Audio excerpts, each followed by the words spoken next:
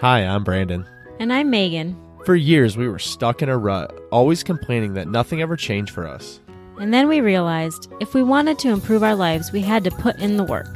Each week on this podcast, we'll get into an aspect of personal growth, relationships, or just life. Through our own experiences and guest interviews, we hope to inspire you to make your own positive changes. Welcome to the Fools in Love podcast.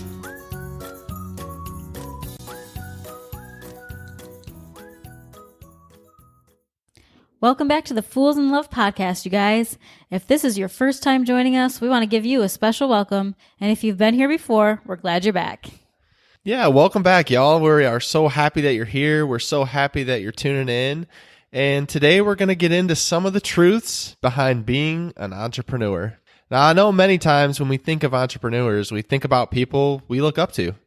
The rich and famous who are kind of treading their own path and who have made it in this world. You know who I'm talking about, the Jeff Bezos, the Elon Musks, the Mark Zuckerbergs of the world, to name a few. And we can focus a lot on their successes and start to believe it's easy to be an entrepreneur. We can just show up. We can make money. We can go on extravagant vacations, and everything will be great. The reality of owning or running a business is that it's hard work. Yeah, and I get why people romanticize the process because most of us are stuck in that 9 to 5. We're working for the weekend type attitude. And so we get stuck in this reality. So it's very easy to look out at the people you admire or the people who are kind of doing their own thing and think, wow, that sounds really great. And we kind of forget about the fact that, as Meg just said, it is a lot of really hard work. Okay, listen, I want to pause right here and just say that we're not only talking about the bad parts in this episode. We're starting out there, but we're not staying there because actually owning or running your own business is super, super freaking cool. Yeah, it totally is. And I think a lot of times, like, we dream of being able to create our own thing. And if you've been around a time or two, you know we're all about dreams. We're all about big dreams. We're all about you creating something that you can be proud of, that you can be passionate about, and something that you're just solely responsible for. It's really nice to only have to answer to one person, ourselves. And I can relate because we've both had a lot of really bad experiences in work. We've had a lot of really bad managers, and we've given a lot of blood, sweat, and tears only to see someone else's dreams, frankly, come true. Yeah, that's really a good point. But today, we're going to get real on what it means to be an entrepreneur, to cut through a lot of the mystique and give an inside look on what it means to run a business and to be the one captaining the ship. So first, let's start with a few hard truths of being an entrepreneur. The first one is that everything falls on you. Now, obviously, certainly when you're just starting out, there's only one person, so it's clearly you, and it's going to fall on you if you don't have a success. But as your company hopefully grows and changes, you'll see your staff grow, and you're going to become responsible for them and their success as well. That's right. And when you get to the top, when you are the only person, certainly, or when you're on the top CEO status, you're going to have no one else to really pass the buck to. Because I know many of us as employees in this world will always have someone else to blame. You always have someone else to put things on if things don't go exactly right. There always seems to be someone above us to make that final decision on what needs to happen, and that person's not us. We essentially all become really good at following orders, but that's an employee mindset. And there's a big difference between an employee mindset and a CEO mindset. Matter of fact, most of the time, they're polar opposites. Oh yeah, as a CEO or business owner, it always comes back to you because you're the one responsible for managing these people and you're the one making the ultimate decisions. So if something fails, even if your employees are the one that made the mistake, it doesn't matter. You're the one who hired them. Right. So when things blow up in the middle of the night, who gets the call? You. When a staff member tells a client something wrong, who does it come back to? You. When you aren't meeting revenue goals and you can't make payroll, who does everyone come to? You. When you have to fire or lay off staff members, who makes that call? Oh, yes, you guessed it. You. The stress you take on is really something that can't be spoken about enough. And I can speak the truth and say that it can really burn you out quickly. And there are so many days where we look at each other and we just wish we had someone else who could handle the issues we're facing. Someone else to pass it on to or pass the buck to, as we said. But the reality is we don't. And the funny thing is, we think of it only in like the terms of the big overarching themes, but this can get down to like the toilet not working. And guess what? That's still on you. Whether it's that you're not making payroll or the toilet's running, still all you. Yeah, you're absolutely right, which leads us to our next point. I mean, it never ends. It truly never ends. Now, if we go back to being an employee, most of us clock in and clock out, and then we move on with our day and move on with our life, and few of us pay much attention after that point. Sure, you'll get the random phone calls, you'll get the random text from your boss, but for the most part, you can go on happily. But when you run your own business, there's really never a cutoff time. I mean, as an entrepreneur, the workload is insane. Let's be real. And especially early on, prior to having any other kind of staff, you kind of become the jack of all trades. As Meg was saying, the toilet breaks, that's on you. The website goes down, that's on you. Dealing with client relationships, you. Social media strategy, you. Graphic designer, you. Presentations, you. The janitor, oh yeah, that's you, baby. And P.S., that doesn't go away just because you end up with staff members. Right now, I seriously clean the bathrooms at work a couple times a week because our cleaning lady doesn't come on Monday and Tuesday. Yes, that's right. I'm cleaning the bathrooms as I'm running the company. Right, but the reality is with all these things on your plate to constantly be there, you never can truly feel done with anything. I mean, you'll finish a task only to find the next one pop up or even the next 10 pop up. And I'd like to say too that it's really quite a thankless job.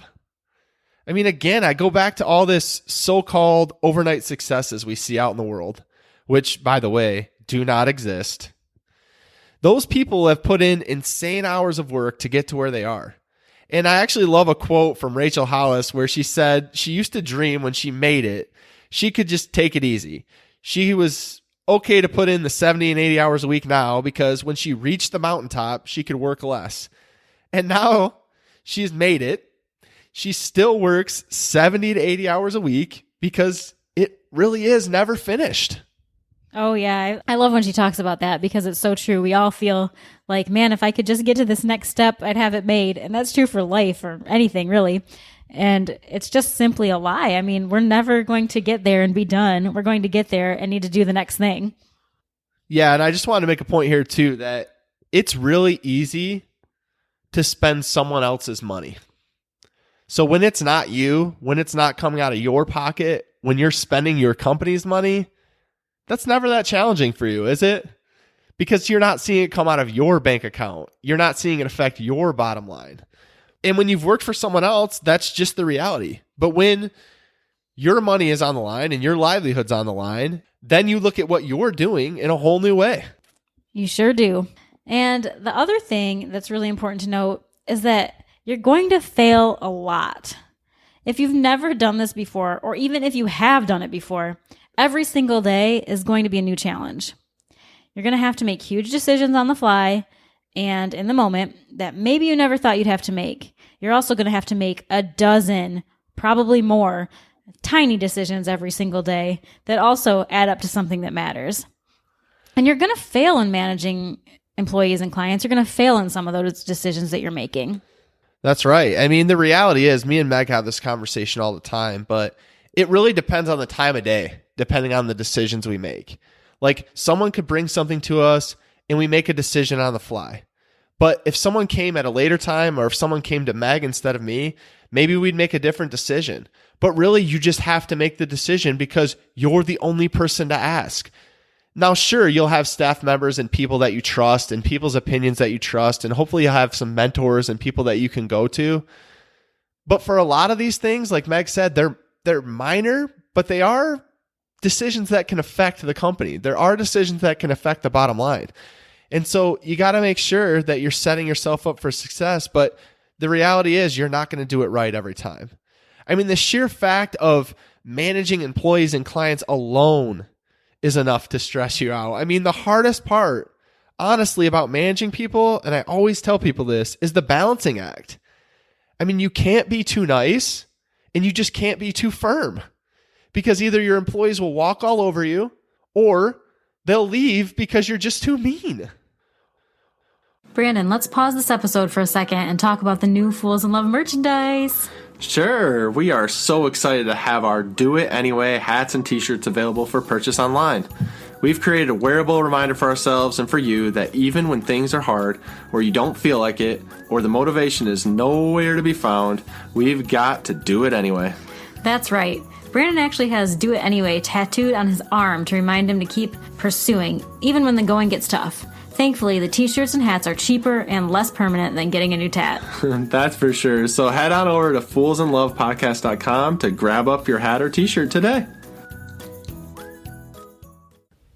Yeah, and we definitely we definitely tend toward the nicer side of things, but there is danger in both ends of that. So it's very important to find that middle ground when you're talking about managing people. Right. And then, by the way, every person is different.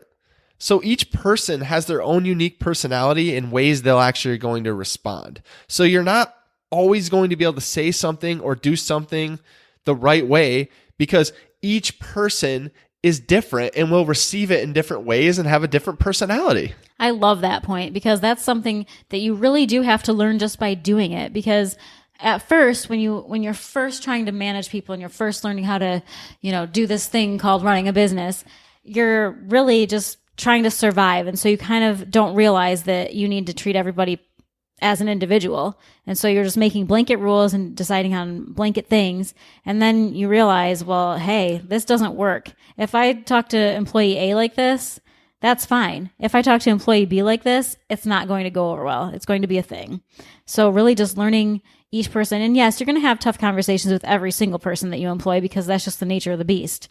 But learning how to best come to them and learning when the best time is, yeah, obviously not every time is going to be the best time for them. But when things matter and when things are serious, picking out how and when to approach somebody is a really important skill to learn. Yeah, and it's probably one of the most important things you could learn as an entrepreneur running your own business, because you have to be able to read people's personalities. And I just think, as Meg's talking there, the times where I approached people all the same way, and I was like, well, I'm going to approach this person, and it went really well. So now I'm going to go try to approach this person the same way.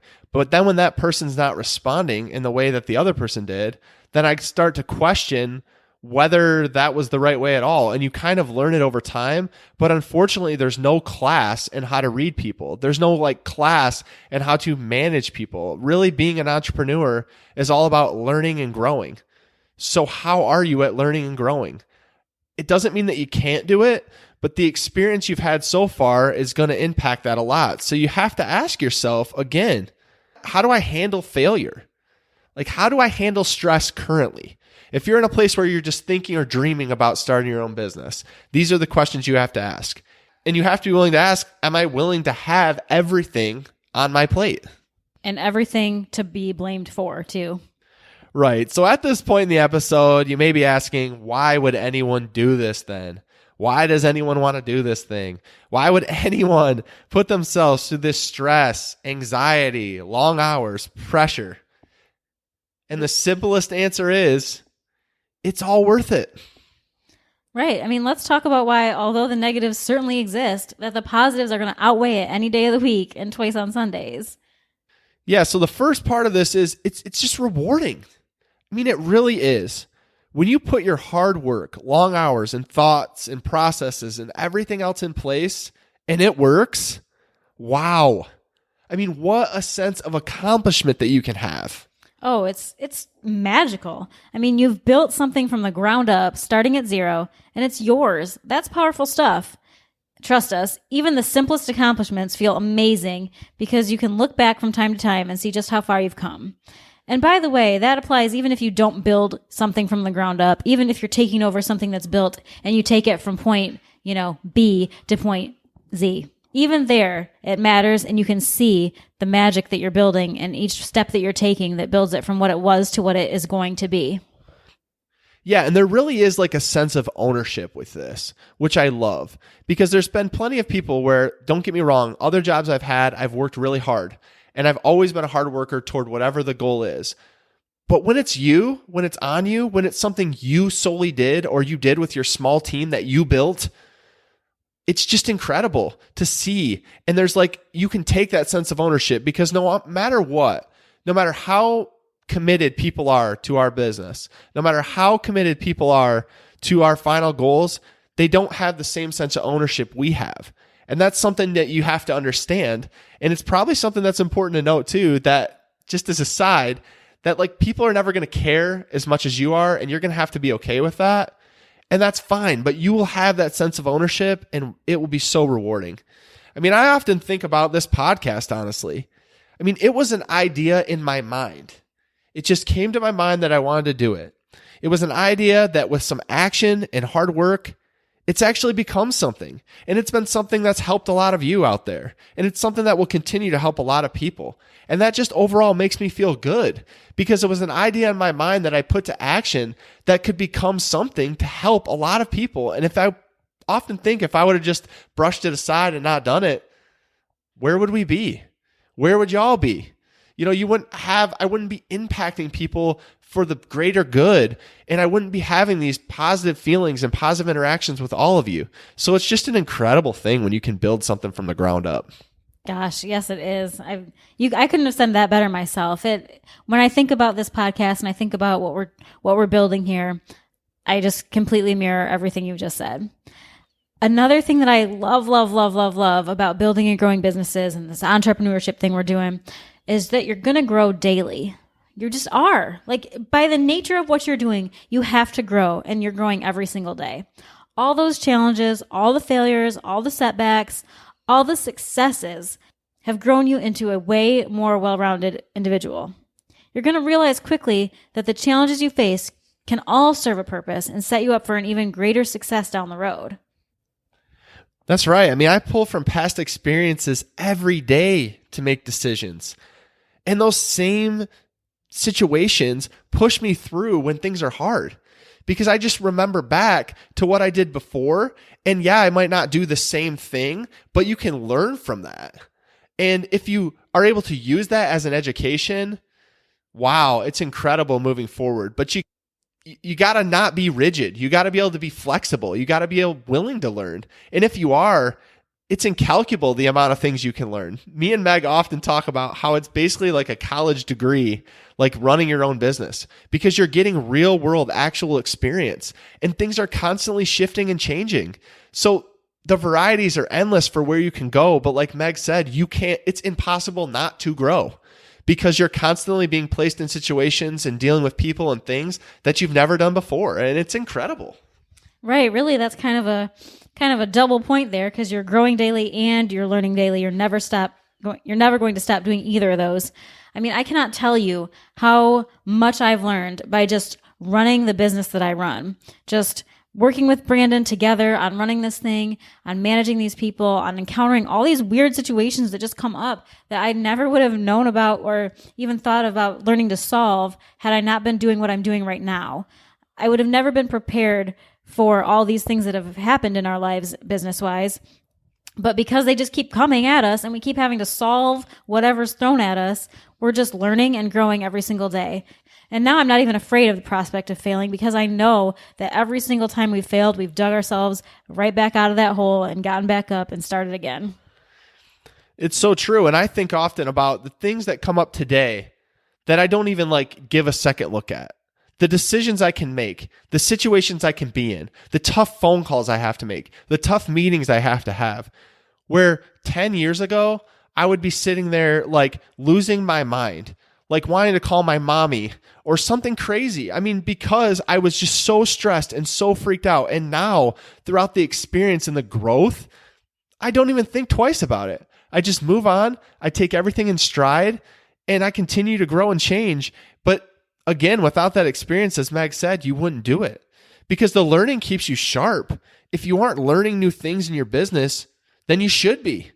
And if you aren't, Know that the competition is, because you have to work to become and stay the best of the best, which is why, going back to that point, the work actually never ends, because you constantly have to be growing and changing and improving to continue to be successful and continue to reach people.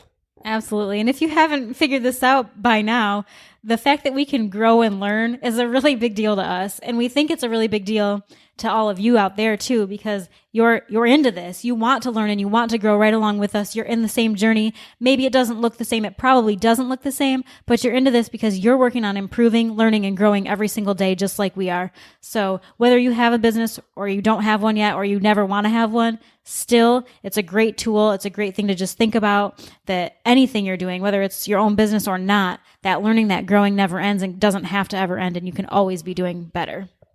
Right. And as we talked about before, I mean, it builds confidence. With every mistake that eventually turns out okay, or maybe it doesn't turn out okay, you're going to know that you're going to come out on the other side. And so even if you fail, like we talked about, just to go back to our points of the negatives, yeah, you might fail, but you're going to learn from that. And then you're going to be able to pick yourself up and dust yourself off and make the better decision later. And it also builds confidence with every decision that you made that was the right one the first time. With every mistake that eventually turned out okay, with every mistake that you made that didn't, and with every decision that was just the right one right off the bat, you're always building confidence, because you're always showing yourself over and over and over how capable you really are. And at 34 years old, I feel far more capable and confident in not only my business, but it also helps me realize that no matter where I take that, I'm going to be okay and I will figure it out, because as a wife, as a mother, as an entrepreneur, as everything, I'm just right there feeling so confident because I've had all these experiences to help build that confidence over these years. It's incredible. It's incredible. What else can I say? I mean, the last point I really wanted to make is, and it's one of my favorite things, and it's probably the way I answer the question most when people are asking me why I love running a business and why I love doing what I do. And it's that the freedom of it is amazing. So everything may fall on you, but also everything falls on you. You get to make those decisions and changes, and especially early on, without a lot of other voices telling you that you can't. Sure, you work long hours, but you also have a lot more flexibility. I mean, the 9 to 5 idea as an employee doesn't really apply, because you can maneuver and change your schedule as needed. You can take time during the day to go to your kid's school play, or have a doctor's appointment, or just realign your chi, as I always like to say, without asking your boss's permission to do it. And if you get inspired at 8 o'clock at night, midnight, the middle of the morning, guess what? You can sit down and bang out some work without having to worry about clocking in or out for your schedule. Oh, yeah.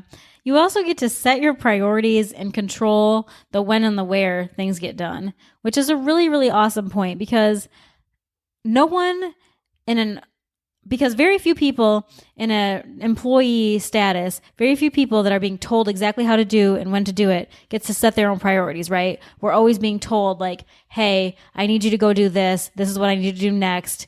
But when it's all on you, when you're the one doing it, you get to say what's most important and how you'll put that schedule and when and what goes where.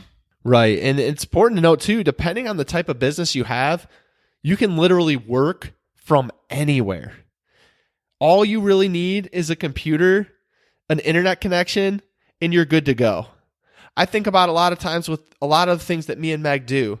Like, we'll go on an annual beach trip every year where we'll go to one of these beaches in North Carolina. And we have our laptop and we're able to work from the beach. I mean, what employee gets to do that? Like, you get to actually control when and where you work, and it's incredible. If you want to go to the local coffee shop and get in some work, you can. If you want to go to the library, you can. If you want to sit outside and take in some sunshine, you can. You get to set the parameters for where you're working and when, and it's amazing. Yep. And you also can choose who you work with, which, again, doesn't happen very often in the employee relationship. You get to choose who to partner with. You can choose who your clients are. You can choose who you hire and work with. But when you get to choose, you're going to just be overall happier, because you know it's all amazing, because There's nobody telling you that you have to do this with this person and you have to accept that person as a client. Nope, it's all your choice. Right. And the reality of all of this is being an entrepreneur is really hard. There's plenty of challenges. There's plenty of tough things. But just like anything else you've ever wanted in your life, there are challenges. There are tough things. There are realities that you have to accept. But the reality for us is we wouldn't change it for anything. There's so many amazing things and so much growth and so much potential. And again, like Meg said earlier, there's magic in the fact that you can build something from the ground up and know that you did it and know that you owned it. So while you take on all the stresses, you also take on all the successes. And that's something that's immeasurable to me. And it's something that I would always want for all of you. So if you have that feeling, if you have that gene, if you have that motivation, I challenge you to go out there and do it. Hey B, what did you think of that episode? I think it was pretty dang good. Well, what should someone do if they enjoyed these last 30 minutes? They should probably head over and leave us a review so we can reach more people. They definitely should. Guys, if you like the Fools in Love podcast, please go follow us over on Instagram at Fools in Love Podcast. We'd love to connect with you and learn more about what you'd like to hear.